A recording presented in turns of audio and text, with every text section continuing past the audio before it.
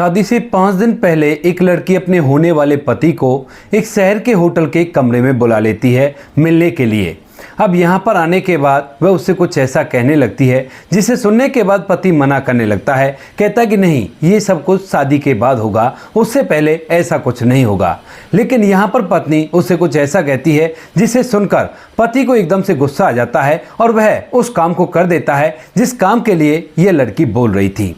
उस काम को करने के बाद वह कहती है कि ठीक है, अब कोई भी दिक्कत नहीं है। लेकिन जैसे वो काम कंप्लीट हो जाता है तो ये लड़का अपनी तरफ से उसे शादी से मना कर देता है और कहता है कि नहीं, अब मैं तुमसे शादी नहीं कर सकता। कौन थी वह लड़की और क्या कहा था उसने ऐसा जिसे सुनने के बाद ये सब कुछ हो तो गया था, लेकिन उसके बाद शादी से मना कर दिया गया था। पूरी सच्चाई के बारे में जानने के लिए वीडियो को अंत तक जरूर देखें। उत्तर प्रदेश के गांव के अंदर एक लड़की रहा करती है जिसका नाम है अंजलि। अंजलि अपने पिता की काफी ज्यादा लाडली बेटी है और वह फिलहाल दिल्ली में रहकर अपनी पढ़ाई लिखाई कर रही है। तो अंजलि ओपन विचारों वाली है, यानी कि दिल्ली में रहकर उसका दिमाग ऐसा ही हो गया है कि वह खुले विचारों से सभी से बात किया करती है। उसके बाद यहाँ पर जब अंजलि दिल्ली में पढ़ाई करती है तो वह जवान भी हो गई थी और उसके पिता उसकी शादी की चिंता करते हैं। अब यहाँ पर जो पिता होते हैं बेटी की शादी की चिंता करके इधर उधर उसके लिए लड़का ढूंढने लगते हैं। अब जब पिता लड़का ढूंढते हैं तो वो सोचते हैं कि लड़का ऐसा होना चाहिए या तो उसके पास सरकारी नौकरी हो या फिर उसके पास ढेर सारी पुश्तैनी जमीन हो जिससे मेरी बेटी को कभी भी समस्याओं का सामना ना करना पड़े। ऐसा ही सोचकर वह लड़का देखता है और देखते देखते उसे एक लड़का मिल भी जाता है। लड़के का नाम होता है पंकज जो कि पासी के गांव का रहने वाला था और यहाँ पर इन दोनों गांवों में एक दूसरे गांव से काफी ज्यादा रिश्तेदारी थी। तो पंकज के बारे में ज्यादातर इस गांव के अंदर सभी लोग जाना करते थे क्योंकि वह काफी ज्यादा बड़ा जिम्मेदार था और काफी सीधा भी था। उसको ऐसी वैसी बातों से कोई भी मतलब नहीं होता है और यहाँ पर उसकी छवि काफी अच्छी थी।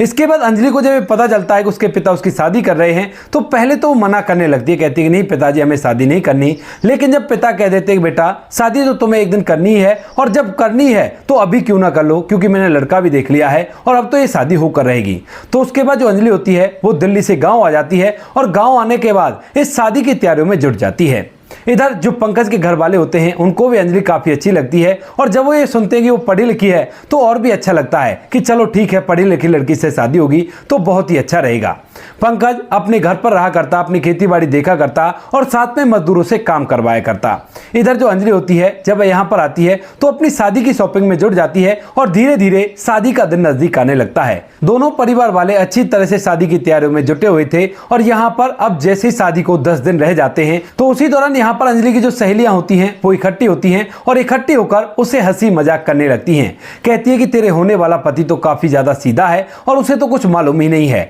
कैसे कैसे जिंदगी बिताएगी। अब यहाँ पर अंजलि इन बातों को सुनकर मुस्कुरा रही थी क्योंकि उसे एक अच्छा जीवन साथी मिला था। लेकिन तभी यहाँ पर गाँव की एक महिला मजाक मजाक में उससे कह देती है कि सीधा ही क्या है, वो तो एकदम से नामर्द है। अब इस बात को सुनकर यहाँ पर अंजलि के दिमाग में एकदम ठक से लगती है, लेकिन वो फिलहाल कुछ नहीं कहती और सभी के साथ हंसने लगती है। अब यहाँ पर जो अंजलि होती है वह दिल्ली के माहौल से यहाँ के माहौल को कंपेयर करती है और कंपेयर करने के बाद सोचने लगती है कि कहीं वो चाची जो कह रही हैं वो सही तो नहीं है, क्योंकि इतना सीधा लड़का आजकल देखने को नहीं मिलता जितनी सीधी सीधी इसके बातें हो रही हैं। इस बात को लेकर अंजलि अगले 2 से 3 दिन तक काफी ज्यादा परेशान रहती है और जब ये परेशानी को ज्यादा ही बढ़ जाती है तो वह एक दिन अपनी माँ से कहने लगती है कि माँ, मुझे ये शादी नहीं करनी। अब यहाँ पर शादी को केवल 7 दिन बच गए थे और 7 दिन पहले जब अंजलि ये सब कुछ कहती है तो माँ बड़ी हैरान होती है और कहने लगती है बेटी क्यों, तुम्हें ये शादी क्यों नहीं करनी? तो वो कहती है कि बस मुझे ये शादी नहीं करनी और मैं शादी नहीं करना चाहती। ऐसा कहकर वो मना कर देती है। तो माँ उसे पहला फुसलाकर पूछने लगती है बेटी क्या बात है,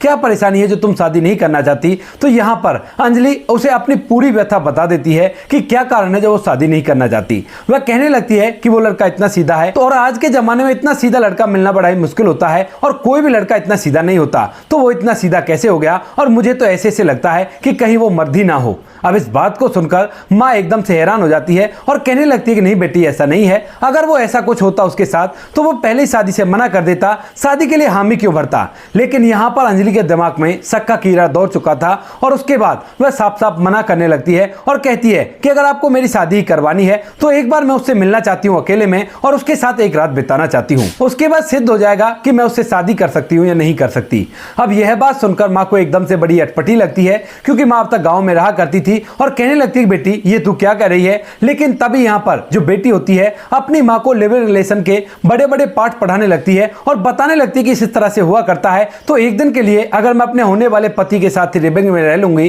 तो कौन सी बड़ी बात है। माँ इन बातों को सुनकर कहने लगती है कि ठीक है बेटी, अगर ऐसी बात है तो मैं मीडिएटर से उसका नंबर ले लेती हूँ। अब यहाँ पर जो बिचौलिया होता है उसको फोन किया जाता है और फोन करने के बाद लड़के का नंबर मांगा जाता है। अब जो कि फोन उसकी माँ का था तो इसी वजह से यहाँ पर जो बिचौलिया होता है वह उसे लड़के का नंबर दे देता है। सोचने लगता है कि शादी के बारे में कुछ बात करनी होगी तो इसी वजह से लड़के का नंबर मांग रहे हैं। लड़के का पर्सनल नंबर लड़की की माँ के पास आ गया था और जो लड़की की माँ होती है वो उस नंबर को अपनी बेटी अंजलि को दे देती है। अंजलि उस नंबर को लेने के बाद भी बहुत कुछ अपने मन के अंदर सोचती है और इस सोच विचार के अंदर लगभग 2 दिन और बीत जाते हैं और अब शादी को केवल 5 दिन रह गए थे। लेकिन 5वें दिन उसने ये तय कर लिया था कि चाहे जो भी हो मैं आज उससे मिलने के लिए कहूंगी और वो मुझसे मिलने के लिए जरूर से आएगा। ऐसा सोचकर वह सीधा पंकज के पास फोन कर देती है और फोन करके उससे कहने लगती है कि देखो पंकज, मैं तुम्हारी होने वाली पत्नी हूं और मुझे तुमसे अर्जेंट में मिलना है। अब इस बात को सुनकर जो पंकज होता है वो एकदम से चुप रह जाता है क्योंकि उसे नहीं लग रहा था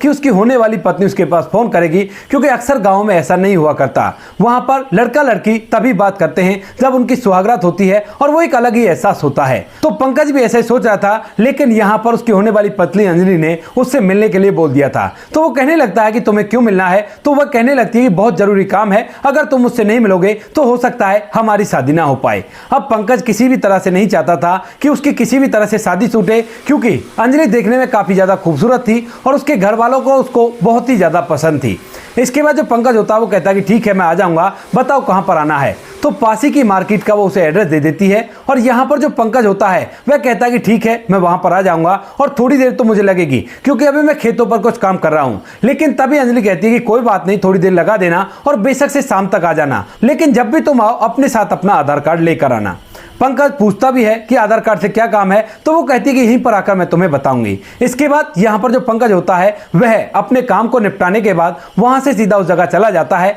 और वहां जाकर अंजलि को फोन कर देता है। अंजलि जो कि पहले से तैयार होकर एक रेस्टोरेंट में बैठी हुई थी और जैसे पंकज का फोन आता है तो उसके बाद पंकज को फोन करके एक होटल के सामने बुला लेती है जिसके अंदर कमरे मिला करते हैं। अब पंकज अंजलि के कहे अनुसार उस होटल के सामने पहुंच जाता है और वहां पर जाने के बाद यहाँ पर जो अंजलि होती है वह कहने लगती है कि चलो पंकज होटल के अंदर चलते हैं और कमरे में बैठकर बातें करेंगे, क्योंकि वैसे भी हमारी शादी होने वाली है, अगर किसी ने हमें देख लिया तो बहुत ही गलत हो जाएगा। अब पंकज को यह बात ठीक लगती है और वह उसके कहे से होटल के कमरे में चला जाता है और यहाँ पर दोनों अपना आधार कार्ड जमा करके एक कमरे को किराए पर ले लेते हैं। इसके बाद यहाँ पर धीरे धीरे शाम हो गई थी अब तक। अब होटल के कमरे में पहुंचने के बाद जो अंजलि होती है वो पंकज से कुछ ऐसा करने के लिए कहने लगती है जो शादी के बाद ही सही होता है पंकज के नजरिए से। अब जो पंकज होता है वो कहने लगता है कि नहीं अंजलि, ये सब हमारे बीच में अभी नहीं होगा, ये सब कुछ शादी के बाद होगा। लेकिन अंजलि तरह तरह से उसे कन्विंस करने की कोशिश करती है और कैसे भी करके उसे मनाना चाहती है, लेकिन यहाँ पर जो पंकज होता है वह साफ साफ मना कर देता है और कहता है कि देखो हमारे संस्कार ऐसे नहीं है और मैं ऐसा बिल्कुल भी नहीं करूंगा,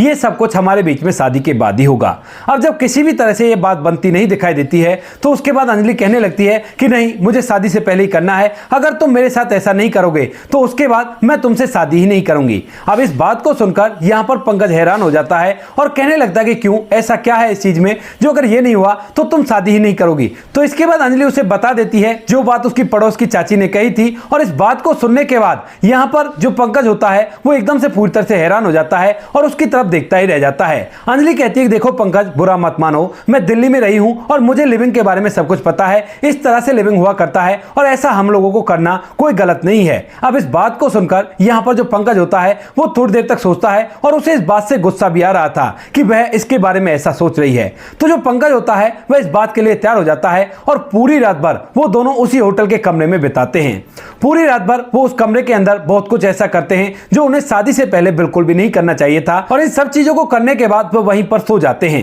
दूसरे दिन की सुबह होती है और सुबह सुबह यहाँ पर जो पंकज होता है उसकी आंख खुलती है और अंजलि की भी आंख खुल गई थी। इसके बाद अंजलि बड़ी खुश होती है और कहती है कि ठीक है अब तुम अपने घर चले जाओ और मैं अपने घर जा रही हूँ, अब हम दोनों की धूमधाम से शादी होगी और कोई भी परेशानी नहीं है। ऐसा कहते हुए अंजलि के चेहरे पर एक अजीब सी मुस्कान थी, लेकिन तभी जो पंकज होता है वह एकदम से मना करने लगता है। कहता है कि अंजलि, तुमने तो मुझे पास कर दिया अपनी परीक्षा में, लेकिन मेरी परीक्षा में तुम पास नहीं हुई और मैं तुमसे बिल्कुल भी शादी नहीं कर सकता। भूल जाओ मुझे और मैं तुमसे बिल्कुल भी शादी नहीं करूंगा, क्योंकि मुझे ऐसा लगा ही नहीं कि तुम्हें अपनी पत्नी बनाना चाहिए। ऐसा कहकर जो पंकज होता है वहां से जाने लगता है और तभी जो अंजलि होती है वो कहने लगती है, पंकज ये तुम क्या कह रहे हो, ऐसा भला तुम कैसे कर सकते हो। यहाँ पर जो पंकज होता है वो कहता है कि तुमने ही तो कहा था कि पहले मैं चेक करना चाहती हूँ, तो मैंने भी चेक किया, तुमने भी चेक किया, अब तुम्हारे टेस्ट में तो मैं पास हो गया, लेकिन मेरे टेस्ट में तुम पूरी तरह से फेल हो गई। मैं तुमसे अब शादी नहीं कर सकता और तुम्हें अब किसी और को अपने लिए ढूंढना होगा और उसको चेक करके उससे शादी कर लेना।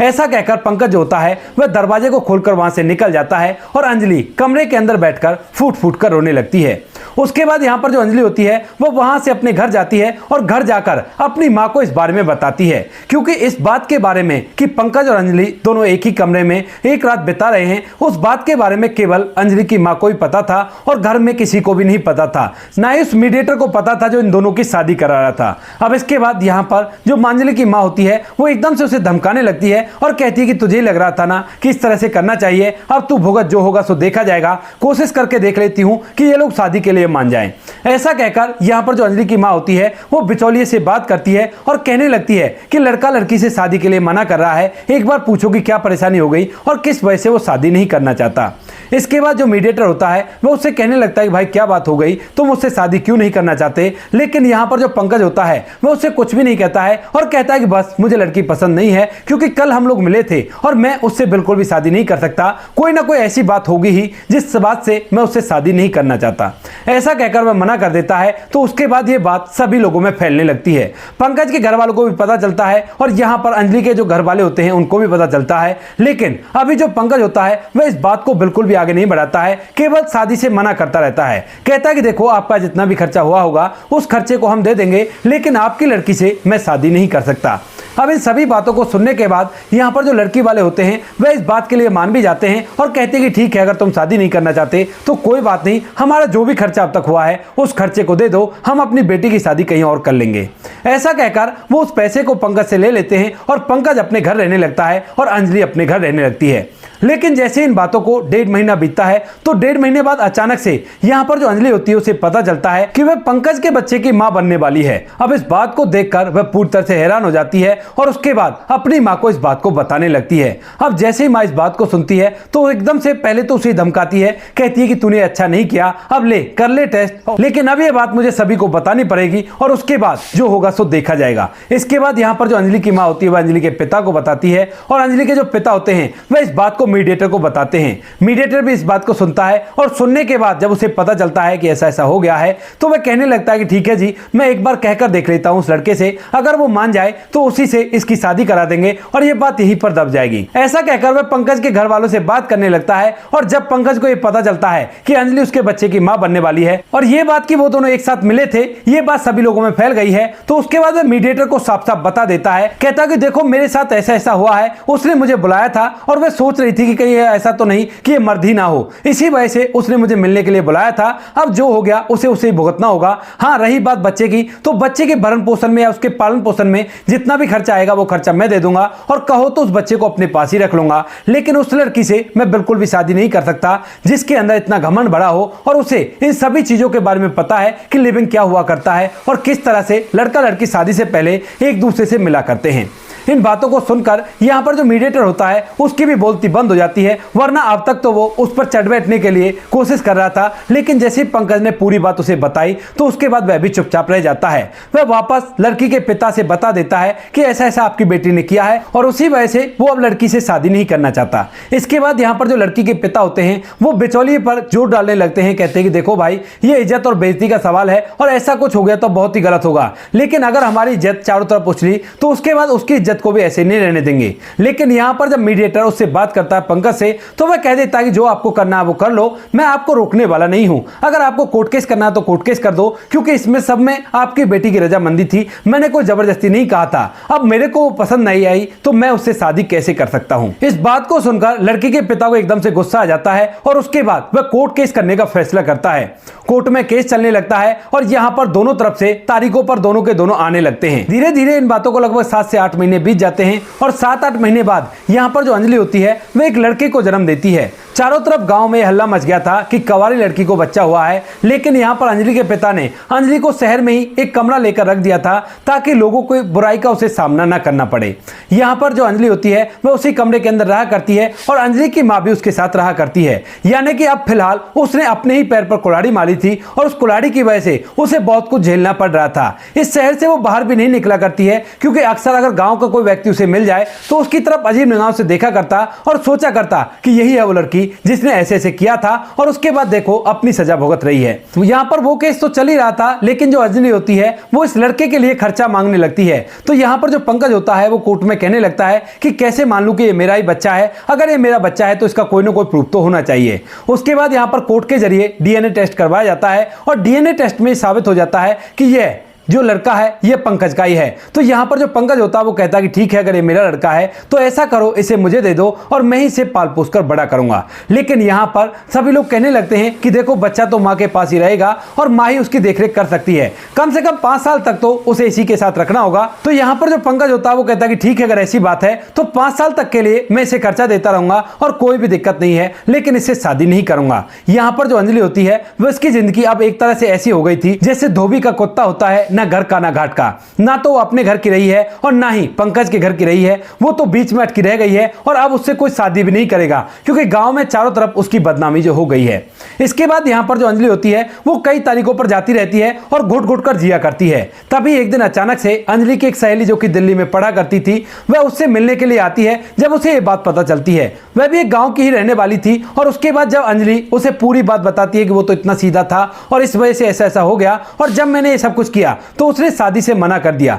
तो उसके बाद वह थोड़ी देर तक सोचकर कहने लगती है कि अंजलि, अगर ऐसी बात है तो तुम्हें एक बार उससे बात करनी चाहिए और उसके पैर पकड़कर रो रो कर उससे माफी मांगो, हो सकता है उसका दिल पिघल जाए और वो तुम्हें अपना ले। कोई फायदा नहीं है इन कोर्ट केस को लड़ने का, कुछ भी हासिल इनसे नहीं होना है। इस बात को सुनकर यहाँ पर जो अंजलि होती है उसे भी ये बात समझ में आती है और उसके बाद वह तय कर लेती है कि इस बार जब वो तारीख पर जाएगी तो वहां पर पंकज से बात करेगी और उसके पैर पकड़कर उससे माफी मांगेगी कि वो मुझे माफ कर दे और माफ करके अपना ले। इसके बाद ऐसा ही होता है, जब अगली तारीख पर पंकज और अंजलि दोनों के दोनों तारीख भुगतने के लिए जाते हैं तो यहाँ पर जो अंजलि होती है वो एकदम से पंकज को बाहर ही रोक लेती है और सभी के सामने उसके पैर पकड़कर रो रो कर उससे माफी मांगने लगती है। यहाँ पर अंजलि के माता पिता भी हैं, पंकज के माता पिता भी हैं और ऊपर से गांव के कुछ लोग भी हैं। अब यहाँ पर जब पंकज से अंजलि माफी मांगती है तो उसका भी दिल पिघल जाता है और वो उसे कंधों से पकड़कर उठा लेता है, कहता है कि बताओ अंजलि, क्या हुआ, क्या परेशानी है तुमको। तो उसके बाद अंजलि कहने लगती है कि मेरी सभी गलतियों को माफ करके मुझे अपना लो, क्योंकि मेरी जिंदगी पूरी तरह से बीच में लटक चुकी है।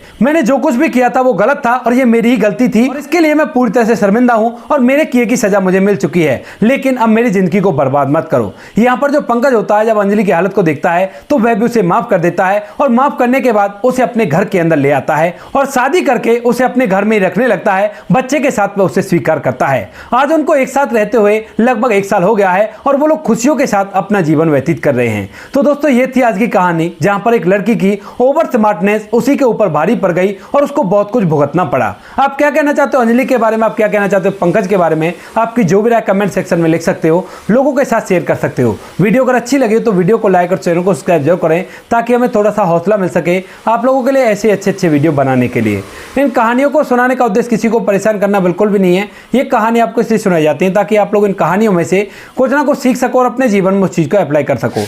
मिलते हैं किसी नेक्स्ट वीडियो नए टॉपिक के साथ, तब तक के लिए जय हिंद, जय भारत, जय हिंदुस्तान।